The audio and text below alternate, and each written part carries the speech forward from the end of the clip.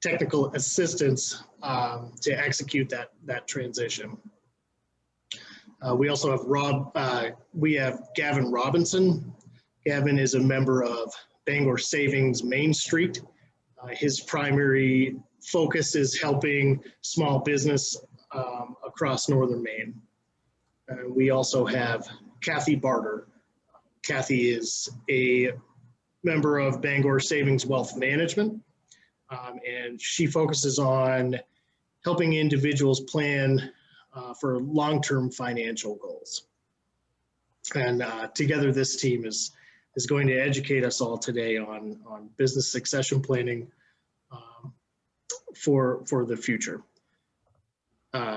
With that said, you've all been introduced.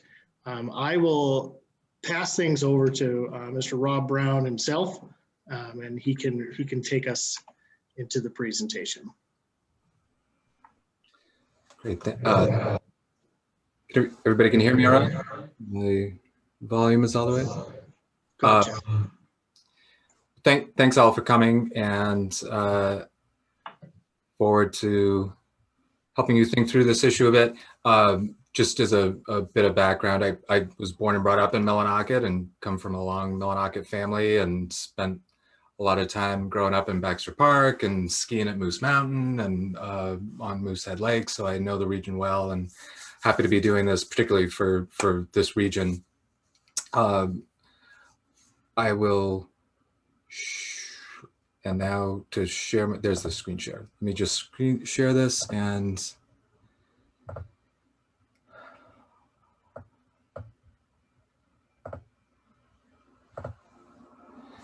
there. Can everyone see that? Great. So we're talking about exit planning for business owners. I'm going to get into a lot of facets of that. I kind of frame this up as planning for tomorrow. We do a lot of planning for today and the next day, but thinking further out into the future, a lot of business owners spend a lot less time thinking about that. And so this is an effort to introduce you to the topic of exit planning, succession planning, understand process and options, explain a little bit more about the employee ownership option for those who it might make sense for, and this idea of of exit planning. So let me just, my screen was just doing something weird. Okay, so just a quick word about the Cooperative Development Institute. We're a Northeastern organization. We work throughout New England and some into New York. We're a nonprofit group. We work with a lot of economic development and business development and community development entities throughout the region. We are the USDA designated Northeast Center for Cooperative Business Development. So just as the SBA funds a lot of small business development centers throughout the country, USDA through rural development funds in part, I want to say around 22 cooperative development centers around the country, Northeast Centers for Cooperative Business Development. We work in a number of different sectors. About half of CDI works in housing, so specifically with mobile home parks and mobile home park residents. So we've had the opportunity to work with Bangor Savings Bank in the past, where they've helped finance a number of resident-owned cooperative buyouts in Maine, so thank you for that. We do a lot of work in agriculture with fisheries, food businesses, farm businesses, and so forth. And then the program that I run, which is working with business owners to understand exit planning better and decide if an employee ownership option is a good option for them, and provide a lot of education and training and technical assistance to execute transitions like that. So that's Business Ownership Solutions. I do want to say right at the outset, I'm not a lawyer or an accountant or any other licensed professional service provider. So, I will say throughout this, lots of things for you to think about, lots of information for you to know, but absolutely you have to, it's one of my key points, you have to have professional service providers that help you understand your business particulars and your goals and your plans to help you customize something that makes sense and will meet your goals. So starting off, this idea of knowing what you want. So this is really about goal setting. A lot of business owners think about exit planning and they just think about, I want to retire, but what does that mean? What do they want to do in retirement? What are their financial needs? What are their goals for their family, for the business itself, perhaps for their workers? So understanding and clearly setting and defining your own goals will help you better understand what options might make more sense than others. It will better help you understand financially what you need to achieve in the sale of a business one way or another to meet those financial goals. So we'll talk for a minute about this idea of goal setting as it relates to exit planning.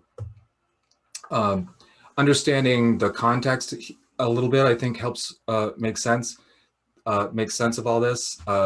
Keep in mind, nationally, half of business owners are 55 or older, and in rural regions, it's 60 and older. So particularly in rural Maine, it's 60 plus is the median age of a business owner. So lots of business owners are nearing retirement age. And in fact, national surveys show that 79% of business owners want to retire within 10 years, and over half, well over half in less than 5 years, and a third in less than 3 years, 1 to 3 years. That said, most business owners, when asked, believe that they're going to get on it, right? Eventually, they're going to get on it, and yet fewer than 1 in 5 actually have started the process, the formal process of thinking about exploring, setting goals, exploring process, understanding options, picking an option, doing a plan. So there's a huge disconnect right there, right? If everybody thinks they're going to get on it, but nobody's actually doing that, that presents a real problem, both for the individual business owner and their own retirement goals, but also for our regions and our economies, if this is happening across the board. The last point I want to make on there, the last bullet point, I do like to point this out, that this is Maine SBA data, Small Business Administration data, that over 70% of Maine small business owners rely on their business as their primary source of income and do not have much in the way of retirement savings outside of the value of their business. So really much like a lot of other people, a lot of employees in the country, business owners are living paycheck to paycheck and they don't have the sufficient retirement savings outside of the value of the business they've built. So they're really, just to point out, that business owners typically are heavily reliant on the sale of a business in order to fund their retirement, in order to have the retirement that they're hoping for. So think about what, again, extrapolating, each individual business, if this is the predicament that most businesses are in, and that is in fact the case, Maine has over 32,000 small businesses with employees, and that's about half our workforce. So we're talking about a lot of businesses and a lot of jobs in this state that could be lost without proper planning. It's worth pointing out that over half of business closings are due to owner retirement, and that nationally that's the largest single source of avoidable job loss in the US over time. We're going to get into some of the pros and cons of trying to sell a business or family transitions, but I think there's a knee-jerk reaction that, when I'm ready to retire, I'll sell the business. And yet efforts to sell a business are not as successful as people assume. Only 20% of business listings ever sell, and that number is actually going down. And that is even more true with family transitions. Only 15% of intergenerational business transfers succeed, and that number too has gone down over time and continues to go down. And then I think important for Maine generally, but particularly for the Piscataquis region, the Katahdin region, the smaller, more rural a business, the greater the likelihood of liquidation and closure. It's just that much harder to sell a business in a rural area, particularly a very small business. So taking all that into account, this is why we want to make sure business owners are planning. All this adds up to what some have referred to as this idea of the silver tsunami, right? This aging baby boomer business owner demographic, where business owners are not, some business owners, many business owners are not planning carefully about their retirement and what happens to those businesses. Do they go away? Do they get subsumed? Do they get bought for a book of business and lose jobs or lose local infrastructure? And that, of course, has just gotten all the more challenging in the past year with COVID. There's just been a rash of business closings, crazy number of business closings and bankruptcies that have gone through the roof. It's certainly getting better, statistics show, but there has been damage done. And also just, I think the exhaustion for a lot of business owners, we can't not take that into account of what they've gone through. And so this idea of older business owners, you know, maybe even if they did make it through, is that this sense like, I never want to go through that again. It's time to throw in the towel. And people are starting to look even more closely, more imminently at the idea of exit. So thinking about some of the factors that cause failure in exit planning, and I do want to say the goal of this entire workshop, I should have said this at the outset, but the goal of this workshop is not to answer like a ton of specific questions particular to your business. We have nowhere near the time for that. What I hope to do is just get you to start asking yourself the right questions, start yourself down that path of asking yourself the right questions, taking into account the right considerations, knowing where to even start, and give you some pointers in that regard. So this is meant to be introductory. We're not going to solve your particular business succession plan challenges, but we hopefully can leave you with some food for thought about where to go next, how to start in on those next steps or first steps, perhaps. So some of these factors that cause failure, as we've identified, just the lack of proper planning or no plan at all, and the failure to set realistic financial and non-financial goals for an owner. There can frequently be liquidity issues. So I've seen this a number of times where for very good reasons, major capital investments were made in a business, renovations, new equipment, a new building, expansions, etc. And debt was taken on to do that. But if you do all that a couple of years before wanting to sell the business, you could easily owe more than the business is worth. The value of the business has not caught up with the promise of those investments that you made. And so it's not to say don't make investments in your business. It's a timing issue, and to understand that does happen. Family succession issues, we're going to get into a few of those considerations, particularly the idea of inadequate successor management. What is your bench, right? Like, is your business wholly reliant on you showing up every day, unlocking the door, running the register, stocking the shelves, providing the good or service, closing out, doing the books? Is everything solely reliant on you and nobody knows how to help run this business beyond you? If that's the case, you have by definition devalued your business if you're going to try and sell it. So this idea of successor management and building a bench and building a leadership team is critically important, perhaps one of the most important factors in thinking about getting ready to sell a business to somebody. The idea of unrealistic business value is common, and it could be both high and low. I've talked to business owners who have a completely unrealistic lowball vision of what their business is worth. More often than not, it's an unrealistic, high number that they think their business is worth. But most of the time, they have no clue whatsoever what their business is worth. And so some understanding around business value, and there are low-cost ways, no-cost ways of having at least an informal cash flow valuation, so you can kind of understand what the value of the business is outside of assets, but the cash flow value, the goodwill value of the business.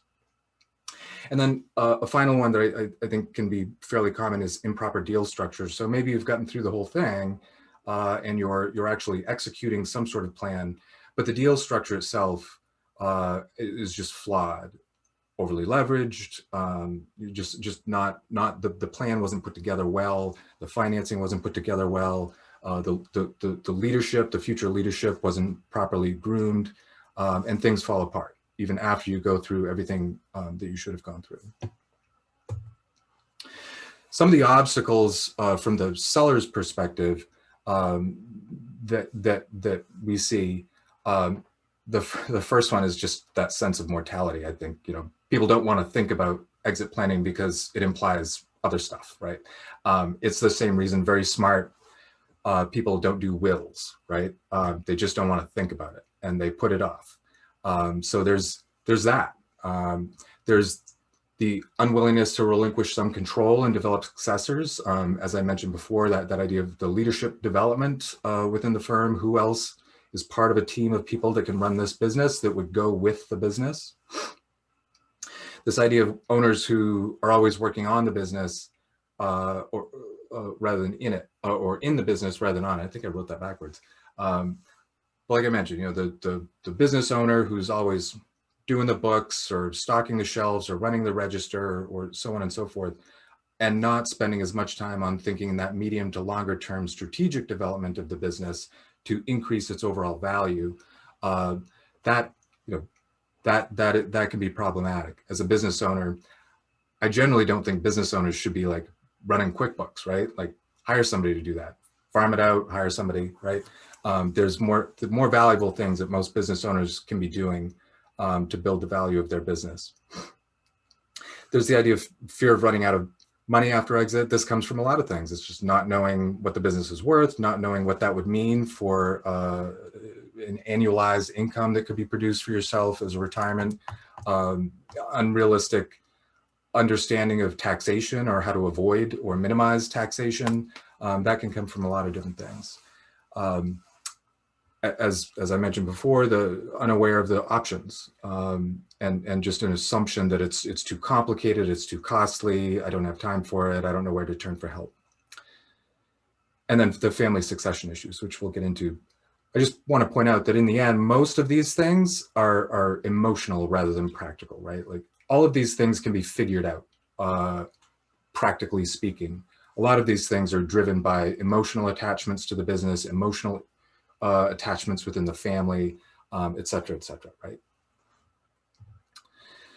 Some of the common mistakes that we see, this idea that people assume, business owners assume they know what their business is worth. I have a hardware store. A friend of mine had a hardware store in, you know, Massachusetts and sold it for $2 million. So my hardware store must be worth $2 million, but it doesn't work like that, right? Business valuation is highly particular to place and cash flow and all sorts of considerations. And the fact that one business, no matter how similar, might have sold for one amount is not necessarily any indication of what your business might be worth. And then this idea that, you know, I'm too busy running the company, I don't have time for it, I'll get to it. It's the procrastinator's excuse. Or similar, that'll never happen to me, right? As if we're all immortal. And there's plenty of time for that. Like you get the common theme here, right? There's this procrastination. It seems too complicated. I'm too busy, and so folks never get to it. And then the last one is just this idea of this like not properly planning can lead to unfortunate tax consequences, but there by no means does it have to. But again, you have to have a plan. And you have to have a plan that you execute over a number of years to minimize taxation issues. So those are just a few things to think about. Considerations, questions to ask yourself. I do want to actually, before, let me I'm going to put in the chat.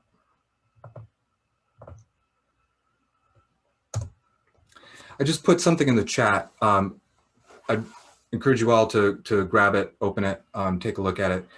It's just one tool that we use. It's a value. It is not a valuation tool per se. It's certainly not going to tell you what your business is worth, but it's, again, it's some questions that you need to ask yourself about your own business to help you wrap your head around what your business might be worth more or less relative to other businesses. So things about sector, things about leadership, management leadership, and so forth. It's a simple one page. It's, like I said, it is not scientific, and it's not gonna tell you what your business is worth, but it will start you down a path of asking yourself the right questions to think about business value. Jump back to the screen share here.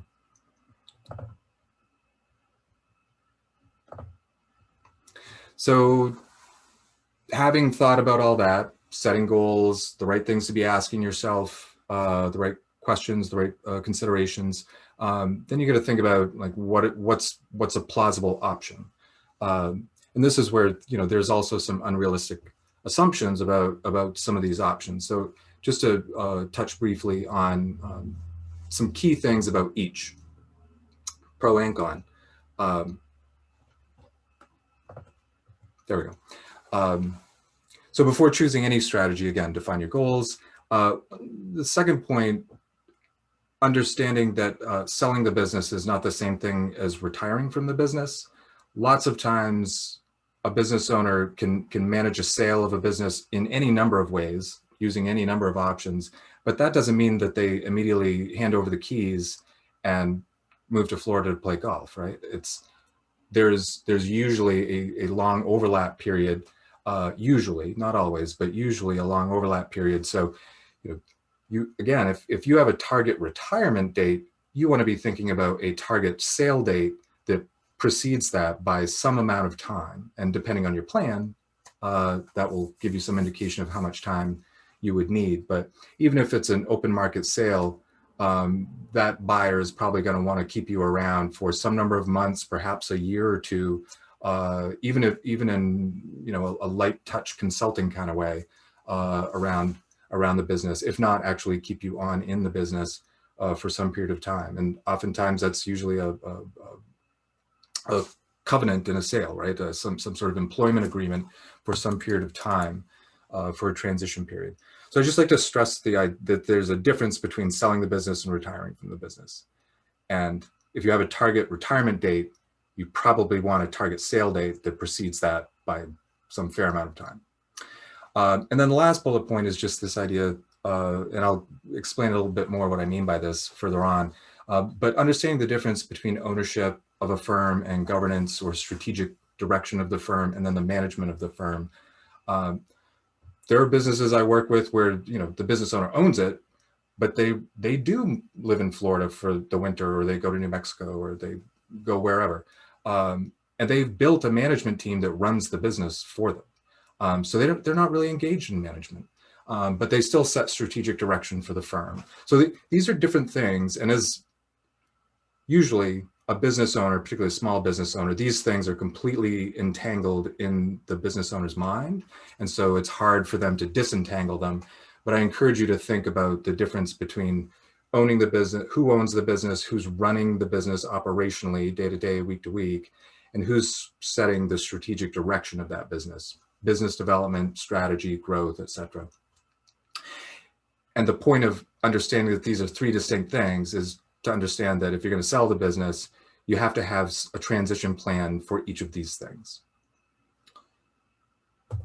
So with outside sales, this is what people oftentimes assume. You know, when I'm ready to retire, I'll sell the business. I'll get a business broker and they'll sell it for me, without realizing that that doesn't always work. And so it can be the cleanest break, but not always. And it can result in the most proceeds up front, but not always. And that it's not as easy as business owners think. The thing I want to point out that I think is the most consequential factor for like outside, you know, like arm's length, third-party transaction type sales. The most important thing I think to think about in that as a small business owner is the impact on employees, customers, and vendors. You may be 70 years old and all your employees know that someday you're going to want to get out.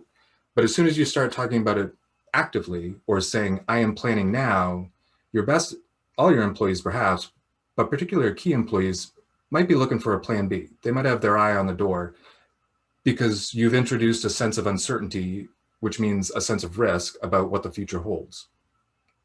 Same holds true for your customers, potentially, depending on what kind of business you are. Certainly the same holds true for vendors. If a vendor is particularly reliant on you as a purchaser of their thing, and they know you're actively trying to sell the business, the first thing they're thinking of is who's going to buy it, and are they going to continue the business relationship with me as the vendor to the business. It's the same mindset for employees, customers, and vendors. They're thinking about it in different ways, obviously. But I think that's perhaps the most consequential thing to take into account and to manage very carefully if you're going to engage a business broker or going to engage in a more public way in trying to transition your business, sell your business in an open market kind of way. And I mentioned business brokers a couple times because that's where people's minds tend to go. The idea that you can hire somebody and they're going to take care of it for you. But business brokers are dealing with the same realities as everyone else in terms of business transition, and and all the things I mentioned before still hold true. Small rural businesses are much harder to sell than larger businesses in more established markets, so on and so forth. Right? All those things still hold true. So I always encourage people to think about your competitors or think about the value chain. You may have customers, again, depending on what kind of business, but you may have customers that might be interested in buying your business or might know somebody that would. You may have vendors that might be interested in buying your business simply because they want to protect their market. So I've seen all of these I've seen happen. But oftentimes competitors are an interesting option to consider. Obviously needs to be managed very carefully. But if you own a convenience store, chances are somebody who owns 2 or 3 other convenience stores in the region might be interested, or a hardware store, or pick your business, right? So I encourage you to think more broadly if you're thinking of outside sale options, and that something in the value chain, someone in the value chain's competitor perhaps could frequently be a viable option.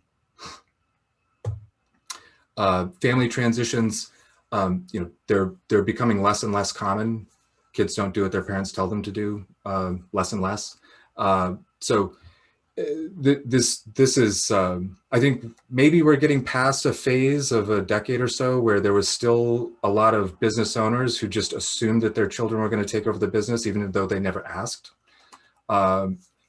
Or just assumed, but I feel like maybe that's becoming less common. But still, that's leaving business owners in a place where the son or the daughter or the multiple children who are all off wherever with their own lives, their own careers, they're not going to move back to Dexter or Dover Foxcroft or Madison to take over the hardware store, right? So that's one of the main reasons it's just becoming less common, because kids are just saying, no, I'm not doing that.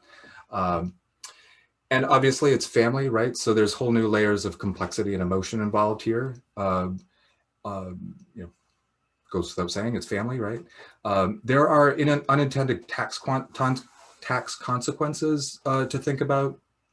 I assume nobody has to worry about the estate tax, but what you do have to worry about are gift taxes. So again, if you don't ask the right questions, you could have unintended tax consequences here, and it could come about through gift taxes, which is just something unique to a family transition that wouldn't happen in another setting.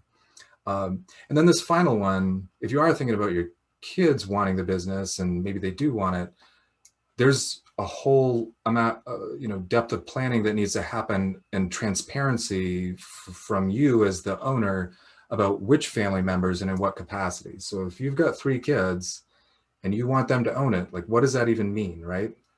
How would they own it? Do they own it equally? Do they own it as passive owners and somebody else is managing it? Are two of them going to own it passively and one's going to manage it on behalf of the family, right? Like, there's a lot to saying, I want my kids to have this business.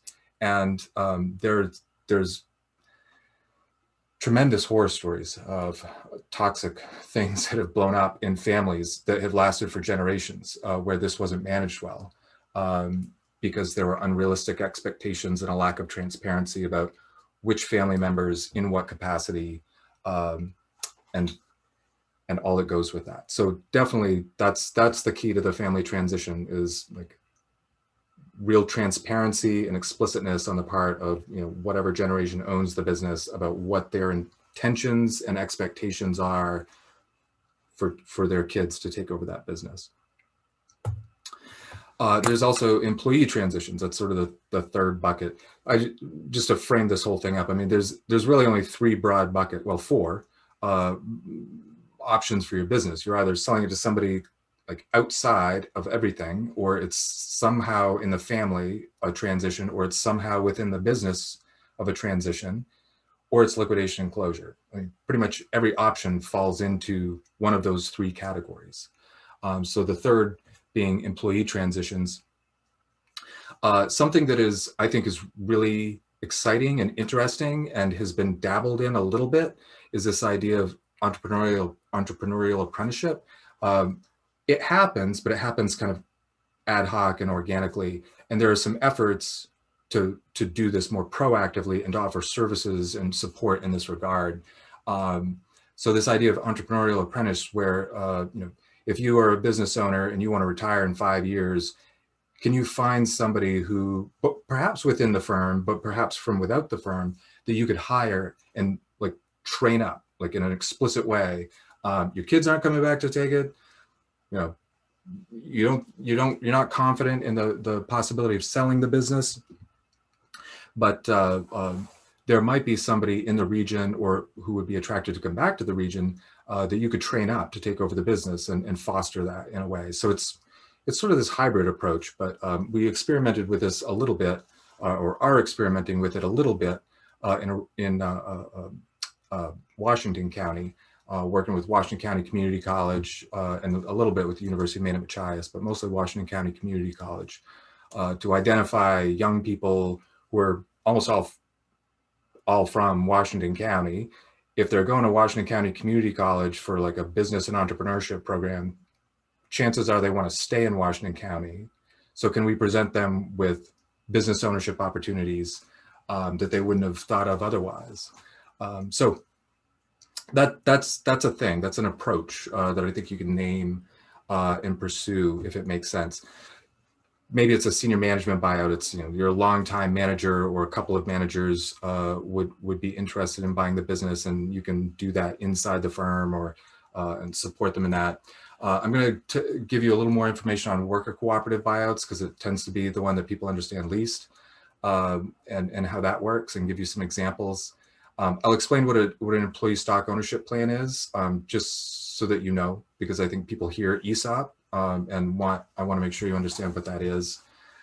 Some of these employee ownership options have some tax benefits, and I'll explain that. And I just want to say, like, the rationale here, I think, holds particularly true in rural Maine, where you know, the employees know your business and your customers best, and so it could be a viable option. It could be the most viable option, potentially. So I think it's really worth considering. So then this third idea around achieving your goals. So set your goals, understand what your options are, be realistic about what might make sense, what might be feasible. And then the last is achieve your goals. So this is a relatively brief and introductory, and we're just trying to get you thinking along these lines. So you would have gone through a lot of very personal business, financial planning and thinking before you even get to this point of, you know, how to execute, and we're not there. So a few things that I like to leave people with in thinking about the factors for success in achieving your goals. One, I always say, you know, you have to think like a buyer, just like with a house, right? You know, if you're buying a house, you don't usually want to talk to the person who owns it now because they're overly emotionally attached to the house. People are selling a house, they brought their kids up there, and you know, they have all these emotional attachments to the house that in their mind translate into some added value, and it just doesn't. So you've got to step out of your mindset of all of your emotional attachments to the business and your history with the business, and really think like a buyer and be as objective and critical as you can. I keep going back to this idea: identify, cultivate, and lock in your key leadership. If the business is wholly reliant on you as the owner to make money, then by definition, it's hard for it to be worth much of anything to someone else. If you're the sole point of contact with the customers and it's your expertise that generates the revenue, it's what is the business worth without you in it? So that is one of the most important things around building business value, is to cultivate leadership, cultivate the talent, so that your business is worth something if you step out of it and can continue to do the business. And then, have your advisors, know who your trusted advisory team is. Make sure you're being honest and clear with your lawyer and your accountant, your CPA, and any other advisors you might need. Wealth advisor, if that comes into play. This one, I think everybody knows it, and business owners all do it, but if you're going to sell your business, you have got to get your personal finances out of your business finances. So owner perks, fine, everybody does it. But if you're looking to sell your business, you've got to get all that personal stuff out of the business. You've got to have clean books, clean business books. So running the groceries and the heating oil and the cell phone and the car payment and on and on and on and on and on through the business is, that's fine if you don't intend to sell your business. But if you're looking to exit the business, you got to get all that stuff out of the business. And lastly, take a long vacation. If you want to sell your business, somebody's going to ask you what, it's a great way to demonstrate that the business can run itself without you. So if you can say, my business is worth $1 million and I, go to Florida for weeks on end and the place runs itself. Well, that's probably an indication to a potential buyer that the business may very well be worth $1 million. So that's just a few considerations to think about where you begin. I want to explain a little bit about employee ownership, a couple of options. I do a lot of this type of just basic exit planning education all over. The clients that I work with are those who are interested in pursuing this particular option. So I want to make sure folks understand some of the the basics around worker cooperatives and ESOPs in terms of worker buyouts, selling businesses. I think, as I mentioned before, the rationale is this idea that it's the potential buyer that's right underneath your nose all along, right? This is a quote from Entrepreneur Magazine. These are the folks that know your customer base best, your business best. They have a vested interest, right, in the continuation of that business. It's their jobs, and there's a sense that this could be good for them too, and in fact it is. So it's worth considering, and it's also can be good for business, employee ownership generally. There are not a ton of ESOPs or worker cooperatives out there, relatively speaking, but it's not a drop in the bucket. I do want to point out that employee-owned firms, there's just decades, reams and reams and decades of research showing that employee-owned firms are more productive and more profitable. They create more jobs in the good times, so they lay off fewer people in the bad times. So similarly situated firms, conventionally owned firms. So I just want to point that out. If anybody's interested in some of that research, I think it's pretty fascinating. It doesn't just come from the employee ownership. It comes from the employee ownership culture that develops over time. So it's not a magic bullet here we're talking about, but it definitely has proven to be true that they're just generally better performing. And I think that makes sense. It's kind of the point around employee ownership, is that by more people being vested in the success of the business because they have an ownership stake, that generates greater investment in the success of the business. So ESOPs, very quickly here, I just want you to understand what it is. And then mainly I want you to understand why 99% of the time it doesn't make sense for you. But at root, an ESOP, an employee stock ownership plan. It is a qualified defined contribution benefit plan that is invested in the sponsoring employer's stock. So it is essentially, it is regulated as a retirement plan, just as 401k plans, IRAs. It's governed by ERISA statute, which governs all retirement plan, tax preference retirement plans. And it comes with all the regulation that comes with all tax preference retirement vehicles, right? But that is essentially what it is in the eyes of statute, the law. It's considered a highly tax preference retirement plan that is invested in the employer's stock. An ESOP is actually a separate thing. It's a trust, and the beneficiaries of that trust are the employees. So somebody owns a company, they're actually selling the company's stock, usually in tranches, to a trust, which holds those shares on behalf of the beneficiaries, which are the employees. So it brings in this third entity called the ESOP trust. And ESOPs can do a bunch of things. It can borrow money. No other retirement plan can borrow money to buy its own shares. So that's interesting.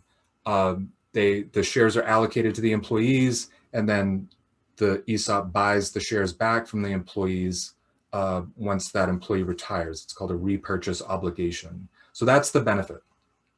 It's a totally company owner driven strategy.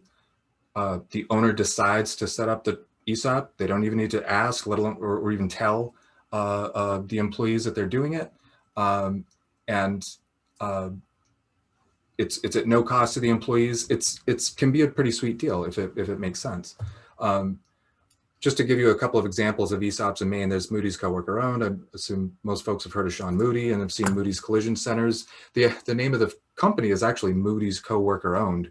And they've got 13 locations, last count, 13 locations, 200 plus workers. So that's one example. I'll give you a few others. The advantages of ESOPs, I'll address the tax advantages specifically in a second, but you can sell the company in stages, so that's helpful. There's no cost to the employees. And this idea of the ready-made market, like the employer, the business owner can drive this themselves and create your own buyer and set it up yourself and so on and so forth. So that's attractive. The tax advantages, I'm not going to get into all the details. Suffice it to say that if structured properly, an ESOP transition can be just about tax exempt from every direction, from the view of the seller, from the view of the future employee-owned company, and from the view of the employees who are the employee owners, the beneficiaries of that trust. So this is why it's so attractive when it works. The disadvantage, of course, is that the key metric to whether or not an ESOP makes sense is cash flow. It's EBITDA. It's because you need to have enough taxable income to make this expense for setup and maintenance of the ESOP over time make sense. Generally, it's far better than this for a lot of ESOP companies. But at the very least, if you're going to put out $50,000 to $100,000 to set the ESOP up, and then have to pay, 25, 30, up to $75,000 a year, and frequently more. These are average numbers. If you're going to pay that to set up and maintain the ESOP, the tax benefits have to at least match that or be more. And just for what, 80%, 90% of businesses, they just don't have the cash flow and the taxable income where this begins to make sense. So you hear people say ESOPs are for bigger companies. That's generally true. It's for companies over a certain revenue. That's sort of true, but those are all secondary metrics. The key, most important metric is really the taxable income of the company, profitability. The other disadvantages I alluded to is just they're incredibly complicated and heavily regulated by multiple agencies. The IRS is watching you. The Labor Department is watching you. The Treasury Department is watching you.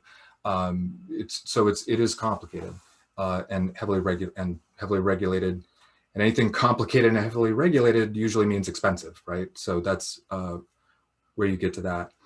It doesn't address the need for a management transition. So you can engineer your own buyer of your company, but you still have to figure out something to do with a management transition. So it doesn't solve for that at all. And I mentioned the complexity. So that's some of the disadvantages. A couple other examples, Allen Insurance and Financial, which is a decent sized company along the coast. I think they're mostly along the coast. But this was a multi-generational family business, and today they're 100% owned by the employees. So, you know, Moody's coworker owned, Allen Insurance and Financial, Steel Pro is down in Rockland, precision manufacturing, like super high quality, high tech metalwork, boilers, high pressure steel tanks. So I think you get there are three different sectors very much, but the point I want to make is just like, these are all larger, probably relatively more profitable firms. And it made sense in these instances and was lucrative to transition to an employee ownership option for the employee stock ownership option. This is a map of Maine. This is a few years out of date. I think there's somewhere around, I want to say 70 to 80 ESOPs in Maine, something like that. But this is a map of Maine that shows some of the different ESOPs in the state and where they're located. So worker cooperatives, I juxtapose this to the idea of an ESOP because it's, I think it's accessible. It's an option that's accessible to like all the other businesses that could never afford an ESOP because, and I'll get into why. So what is a worker cooperative? It's a business that's jointly owned and controlled by those who work there and that operates for the benefit of those workers. Some of the basics, again, it's this idea, you know, an owner can present and push forward an idea like this to some extent, nothing like an ESOP, but it could be a ready-made market for the business where otherwise there isn't. Worker cooperatives, they're corporations. They're incorporated in the state of, you incorporate in the state of Maine as a worker cooperative corporation, but they're a different type of corporation. They're a membership-based corporation. So if you're an S Corp and you own 50% and somebody else owns 10% and somebody owns 20%, that's a capital-based corporation. Your ownership interest is based on what percentage of the business you own. A worker cooperative corporation is a membership-based corporation. And by that, I mean, it is a one member, one share, one vote. Yeah, and I can explain more about what that means, but not to get into the weeds of that today, but just so that you understand it is a corporation, but it's a different type of corporation. And the workers are buying a share and they are directly owning the business. So again, there's a distinction there between the ESOP where the owner can just drive it, set it up, tell them, hey, employees, you own this business now. We're an ESOP. This is different. This is creating a corporation. The workers have to buy their shares in the corporation, and they directly own the business. There's no trust. There's no structure like that.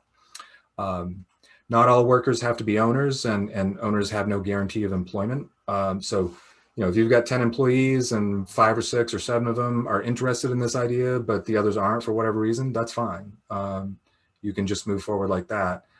That said, those employees that do become owners have no guarantee of employment, right? You still have a job to do. You still have to show up when, you still have a job to do, and you need to do it well.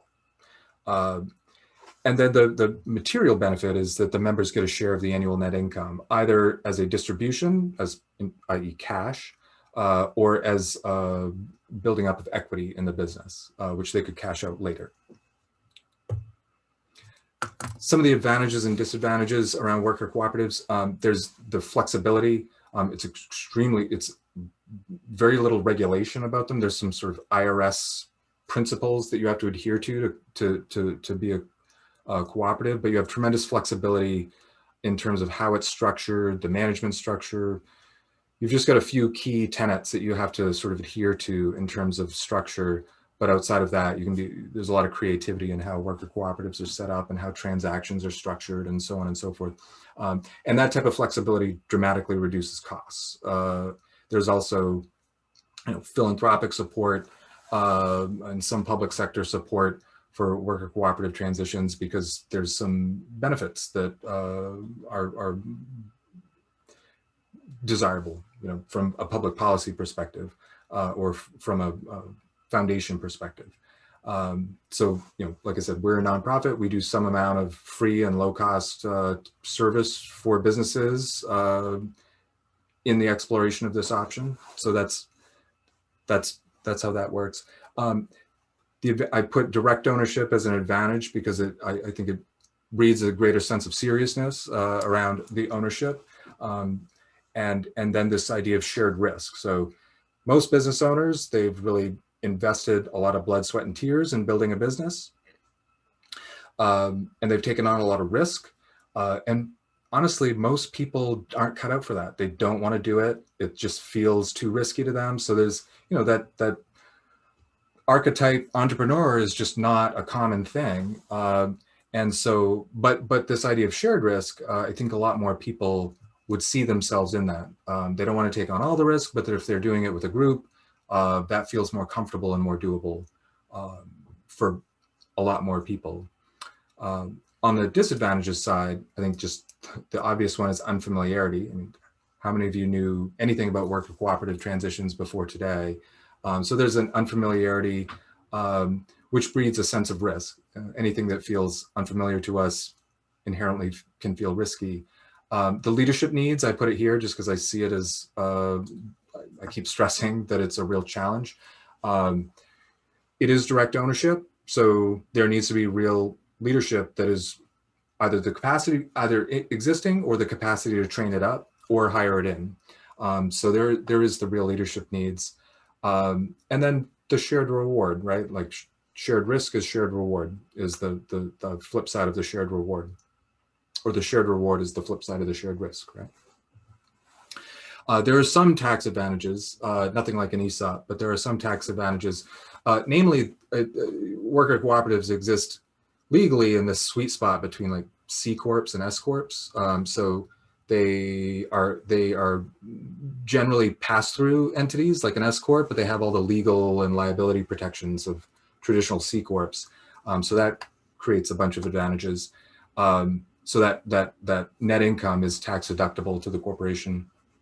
The individual members are taxed at their individual income tax level, but they don't pay any payroll or self-employment tax on that. So that's an advantage to the members of a good 15% or so. And then there is a minimum 20% distribution required of that net income to those members.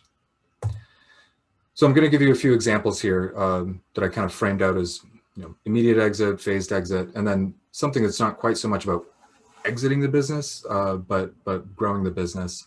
So a couple of examples that mostly from Maine companies that I've worked with. Island Employee Cooperative is a larger, it's one of the largest employers in Stonington or on Deer Isle, but it's a large grocery store and a medium-sized grocery store and then an Ace Hardware, and they were all owned by one guy. And this is the classic example. He was always working in the business, not on it, didn't plan, just assumed he'd hire a business broker when he's ready to retire. And he did hire that business broker. And then 2 years later was still waiting and was really frustrated at that point. So one thing led to another, and I was introduced to him, and this made sense to him and it made sense to the employees. So this was a very large and complicated transaction. So there's about, I want to say there's around 70 employees in these businesses across the 3 businesses. But this is, it was rushed because he was frustrated, and well, there's a long story to this, but we won't get into today. And it's not good to rush like large, complicated transactions. So this probably could have used more time and planning, but we pulled it off, and they're going today. This is what we're really encouraging people to think about, like plan for 3 years, 4 years, 5 years, really get your finances in order, build the value of the business, do some training with the workers, set up the structures. This is Rock City Roasters and Rock City Cafe in Rockland, Maine. Two very interrelated businesses, but two distinct businesses, two separate locations. I think Chris Linder's on. Chris, Mainstream Finance, where Chris Linder's from, was part of helping in a very innovative way using some SBA financing, help finance some of this for the workers to buy it out. I think this is an interesting story because it cuts against some of the narrative about Maine, like all young people leave Maine. Most of these owners are in their 20s and 30s and they bought this business and they're just deeply committed to it. They just love this business and they just have such a sense of purpose and mission around growing it. And it's just a really good success story. But this definitely was planned very methodically over the course of a good 4.5 years in the ways that I described. So different size, different sector, different location, but just another example. This is a very small Ace Hardware. This is in very rural, small town New York, in New York. But it was a very small Ace Hardware store. The guy in the middle, Ralph, is his father and mother started this as a Western Auto in the early 60s. And he took it over when his mother died and came back to the business. He was a teacher. He came back to the business to help his dad run it, then his dad died. So he wound up owning this business for like 30 years and never really wanted it in the first place. And again, one thing led to another. He was introduced to me, and now he's got 5 or 6 employees that he was able to support in buying this business out from him, and they now own it as a worker cooperative. So again, a much smaller business, different type of business, but they're very successful. This idea of restructuring for growth, I just wanted to touch on this. This idea is like mid-stage entrepreneurs. I've seen this more often than not in like skilled trades. So this is a very high-end landscaping company. The woman in the middle had started this company 15 years later, had 15 employees, and was still working 80 hours a week, and the sole point of contact for every client, and the foreman on every job, and the only designer, right? Like, not sustainable anymore for her. So this idea of vesting her employees with ownership certainly aided in attraction and retention of that talent, that skilled talent. But it also helped restructure the company to make it more personally and business, improve personal and business sustainability. And then InSource Renewables based in Pittsfield is a similar story. This is an example where one thing made sense, this transition to a worker cooperative, and it's the same story as the other ones, like mid-stage entrepreneur, 80 hours a week, never saw the family, attraction, retention of skilled talent, on and on. 3 years later, this company is now, what made sense then no longer made sense because of so many changes in the solar market. They have now merged with Revision Energy and have become part of a much bigger employee-owned company. Similar values, similar vision, some similarities.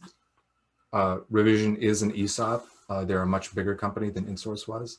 But this made perfect sense for these two companies, given the direction of the market. And so, don't get attached to one option because another one might make sense even a few years later. This idea of who's a good candidate for a worker cooperative conversion, really the answer to that question is, what makes your business attractive to anybody who might want to buy it? Stability, what's your track record, right? Stability of cash flow, stability of workforce, stability of leadership, so on and so forth. If your business has those things, then it should be an attractive option to your employees as much as to anyone else. The added thing here, I think, is this idea of legacy, which is very meaningful to a lot of business owners. They have built something of value, and it is emotional, and they are attached to it. And that sense of legacy and preserving what they've built is a really meaningful thing. And that's why this is often an attractive option. But if that's not, and there's no judgment there, but if that sense of legacy is just something that you don't care about, then this is probably not the option for you, right? If you just want to be done with it and move on, then this is probably not the right option. I talked about this ownership and governance and management transition, but and that was the point that I was making before. You really have to plan for all of three of these things distinctly. And this is just sort of the practical framework of how we do what we do, and we're working with a business. You know, there's certainly this exploratory phase, usually a lot of conversations with a business owner, and then we do financial analysis and informal evaluations. I have a CPA that works for me, and then some structuring. We are not lenders, but we have close relationships with lenders, so we can bring financing to the deal, and through a purchase and sale. At that point, it's a fairly conventional business transaction, but it is wrapped around with a lot of education and training and technical assistance for those workers to be successful over time. So, and I already covered that. So, okay, I'm going to stop. That's that.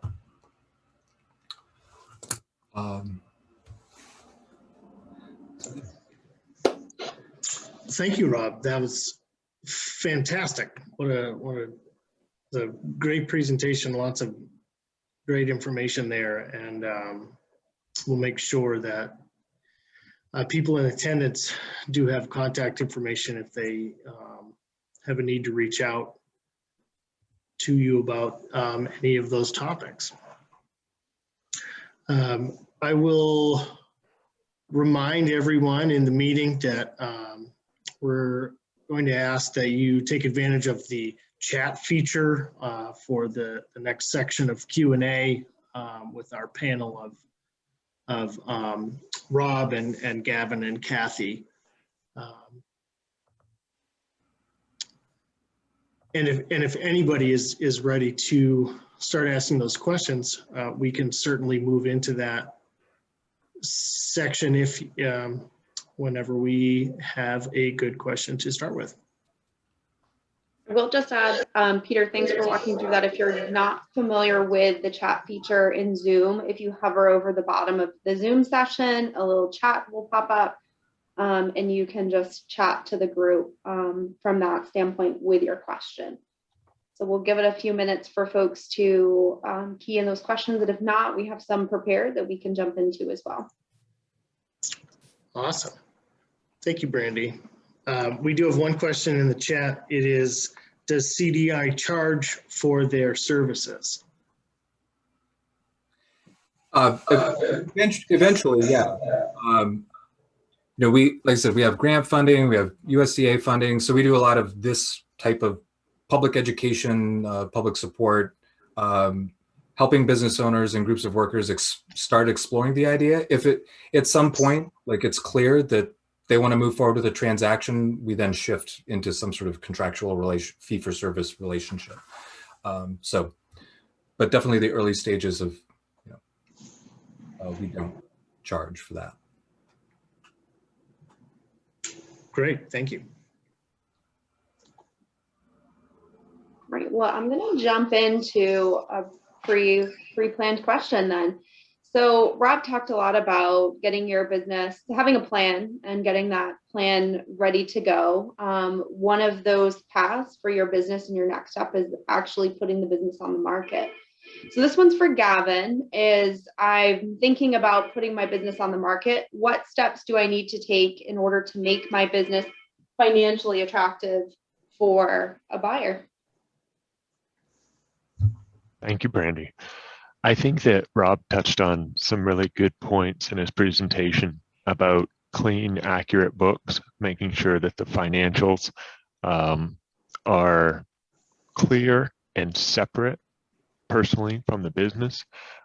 When a seller brings that to a banker for financing and we're going over the financials, it's good to have that set up that way.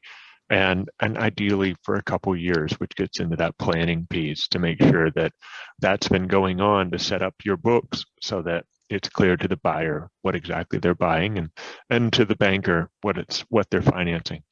The other piece would be around how profitable the business is and managing the business to that degree to make sure that the buyer is getting a clear picture of what their return on investment might be Whereas I've had a lot of situations where people are selling their business, and in the interest of tax avoidance, they're getting that profitability just as low as they can, or perhaps not even showing a profit. But that can make it hard when you're going to sell the business. So those would be my two key points when it comes to preparing to sell your business.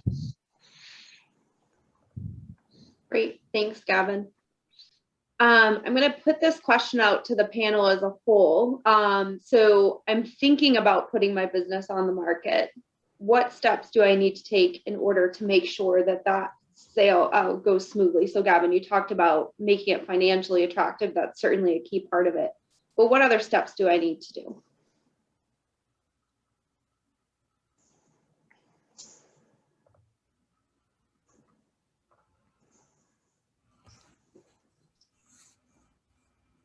Rob, Gavin, yeah, sure.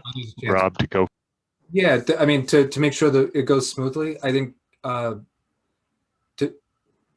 that's the much of the information I was trying to present today is to make sure that that transition goes smoothly. Plan in advance, be realistic, engage outside advisors who know what they're doing and can help you. If you don't know who they are, ask questions. You probably have an attorney, you probably have a CPA, right? Like start with them and get their assistance. I think I can't stress enough the two key things. I think is cleaning up your books. If you're paying yourself $10,000 a year on paper, but you're running every imaginable expense of your life through that business, like you need to flip that, right? Or else your business just doesn't show what it's worth.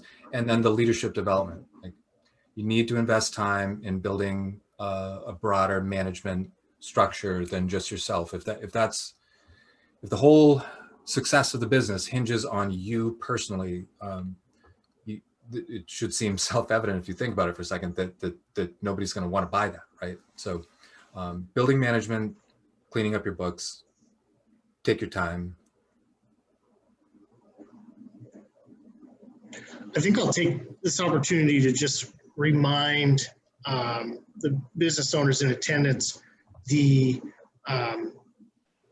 skill sets we do have on this panel. I touched on it briefly in my introduction, but we do have Rob, whose specialty is obviously succession planning. We've heard him speak quite a bit about that today.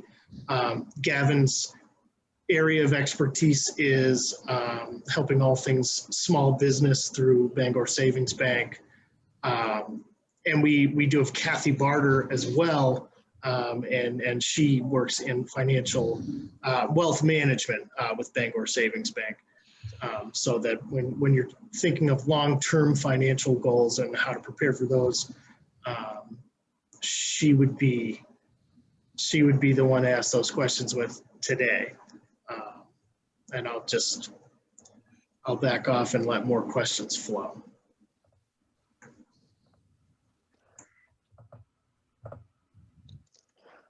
To pick up from what Rob said on that last question. Randy, you're muted. So I'll let Gavin tackle it, his response to the last question. Yeah, to pick up on some of what Rob was mentioning in response to that last question, it's key to have a good team of a banker, accountant, and an attorney. Make sure all of them are aware that you're considering selling your business. They will have good advice for you as well as networks that you can tap into. Think like a buyer, I thought was really good advice from Rob in his presentation to look at your business and put a buyer's hat on to consider it. And then the leadership development piece that Rob just mentioned too, I wanted to touch upon that because oftentimes when a buyer is brought to the table that might have been working in the business, the problem is that they haven't been working on the business with the business owner in the past. So they might be a really great employee, but they've never been able to see what's going on underneath the hood and show that they have those skill sets developed to really be a good business owner. And so developing those leadership skills does help when it comes time to sell your business, perhaps to that individual, or at least to show someone that's looking to buy your business that there's good individuals in the business that can pick things up and run with it. So, yeah. And Brandy, I'm going to going to add a couple of things on the personal side. So, how I get involved is you as owners and helping you plan for, to be successful in retirement. And, Rob talked a lot about planning and making sure you have all your advisors, but, a couple of things to think about. If you're not putting money away into any kind of retirement plan, even as a business owner, take advantage of it now. Even if you're a few years out, it's never too late, whether it's, as simple as an IRA or as complex as a profit sharing plan. Take advantage of those tax deferrals or pre-tax money. As a business owner, you have several options. And as part of that, as you're planning and thinking about selling your business or retiring from your business, it's really important to plan ahead. We've talked a lot about separating your personal from the business. One of the things in working with business owners is trying to figure out exactly what income figures you're going to be replacing. And if you're running everything through the business, all your expenses, really trying to sit back and think about what is it that I need to, if I'm selling this business or retiring, what is it do I need to plan for to replace that income? And what are my resources to replace that income? Even as things like medical costs, if you retire before Medicare, how are you going to cover those medical costs?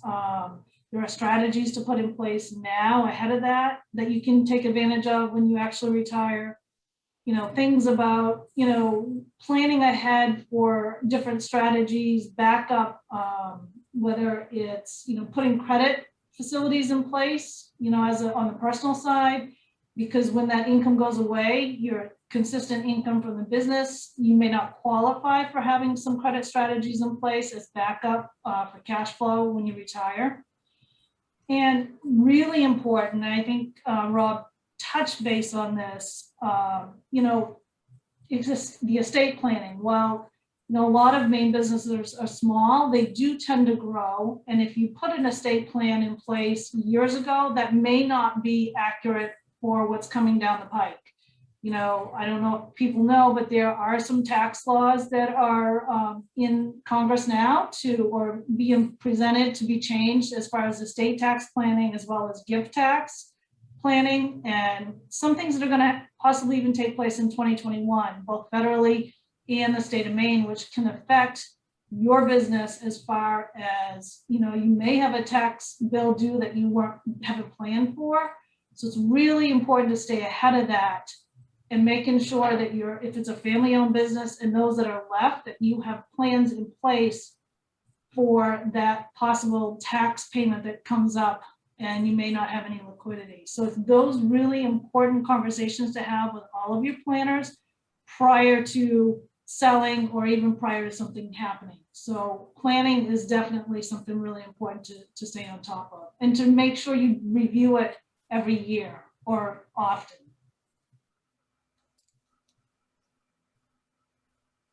Thank you, Cathy. I'm going to continue along that line with financials. Is perhaps I've been successful in selling my business and I've received that lump sum from the sale.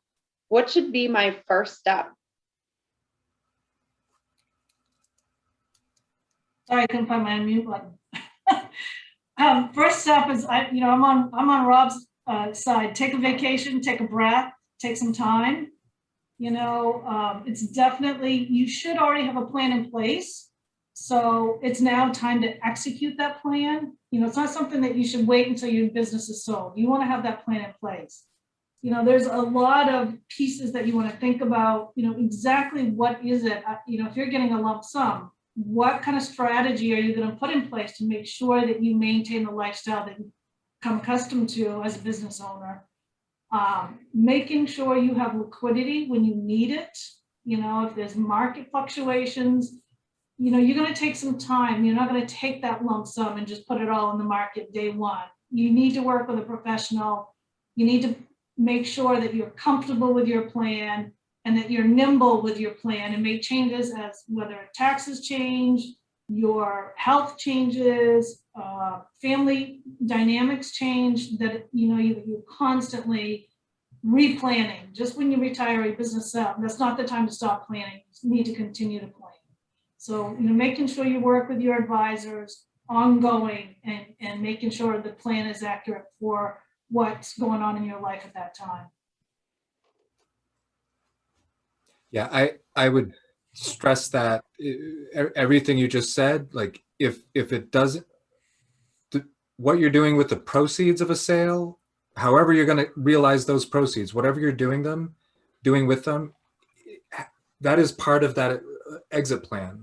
If it's not part of the exit plan, it's not a real exit plan, right? So you've got to, that's part of the plan. You know, what are your goals? Which option makes most sense? How are you going to execute it? On what timeline? And how are you going to realize the proceeds? And what are you going to do with those proceeds? How are you going to manage them? So everything Cathy just said, that cannot be an afterthought, because that's where the idea that you can't beat Uncle Sam could come into play. So. Thank you both. Rob graced on this topic a little bit, and it's certainly something that we think about as, you know, business owners. We're preparing to move on to that next phase.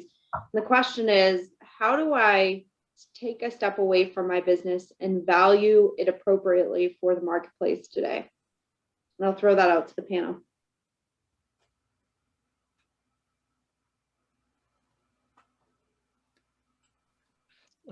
I'll let you jump on that first, Rob.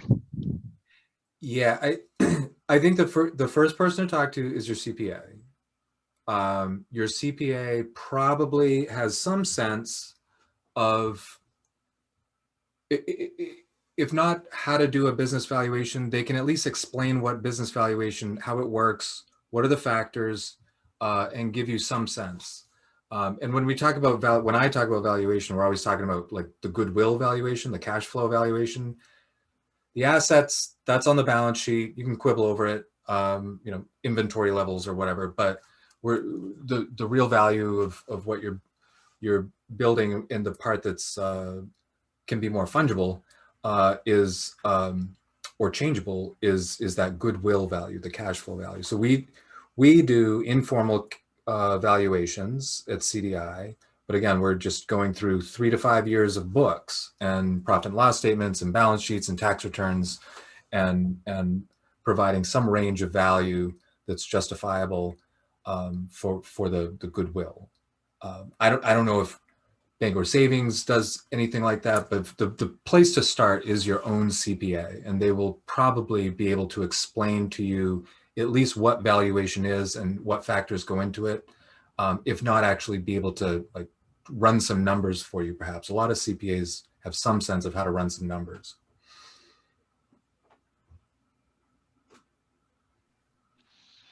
Yes, and I'd jump onto that and say Rob's exactly right too, and that you can get at a good value for your hard assets around real estate and furniture, fixtures, and equipment. And then the part that can be harder to put a value on is the goodwill. And everything else that we've talked about today goes into that goodwill factor in terms of the strength of your business, the strength of your financials, and your ability to sell that. And so we look at that, and depending on the industry, and there's various factors that can impact how much that goodwill might be worth. And so starting with your CPA is a good place to have that conversation and trying to find out what your business might be worth. So that's good. Good response, Rob. Thanks.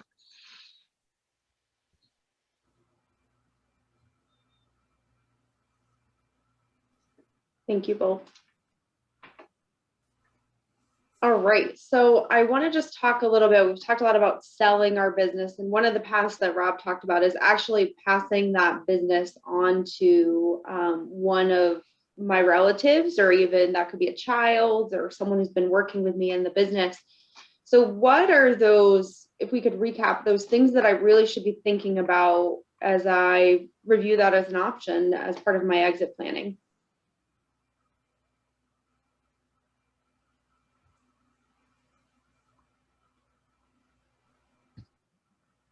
I think that one of the first things to consider would be structure. And Rob touched upon that some in his discussion, and what the structure might look like in the exit plan. Are you going to hold a note as a family member with a monthly income stream on that note, do you expect the next generation to buy you out?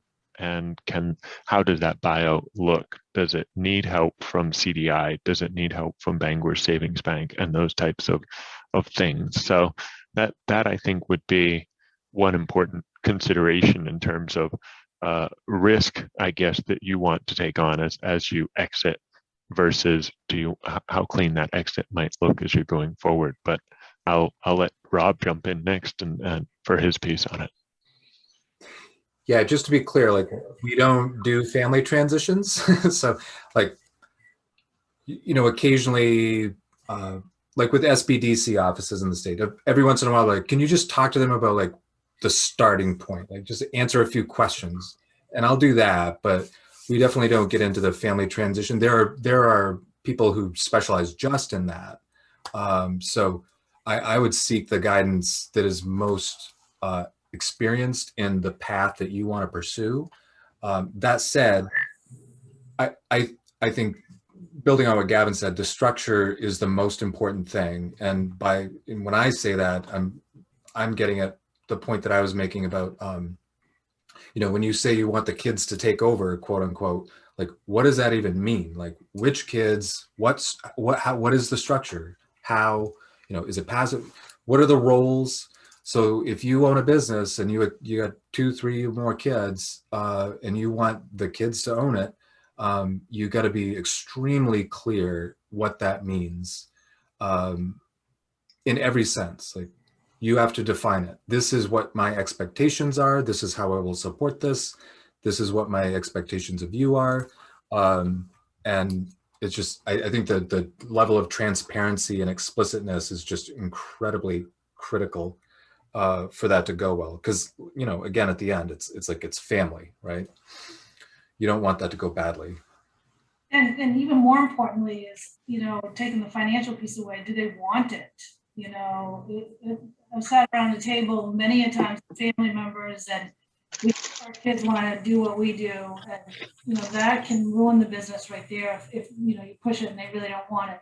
And as well as the gifting piece, again, Rob touched on it. You have to be careful and know what the gifting laws are. You're truly going to start doing gifting % per year, and those are changing. So to be and work with somebody that specializes in that is really important.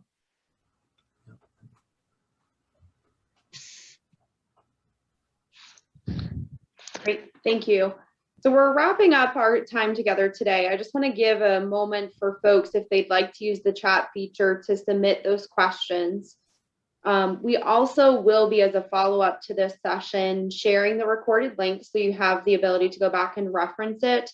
And we also, Rob had included in the chat as well a survey link just regarding data that he is gathering about small businesses. So if you have the opportunity, it would be greatly appreciated if you took that survey, and we'll send that out as well. So just wanted to recap those few items. And last but not least, we'll also send out the contact information for today's panelists so that you have the ability to reach out to them if you have more specific questions that you'd like to tackle offline.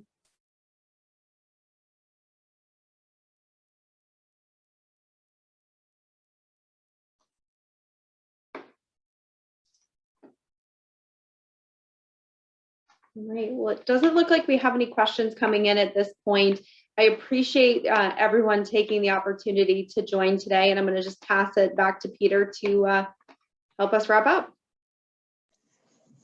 Thank you, Brandy. And thank you to Rob and Gavin and Cathy for all your great input today. It's a really important topic to learn about and be prepared for. And we're lucky to have you folks in our network and have your contact information for further conversations. It's greatly appreciated.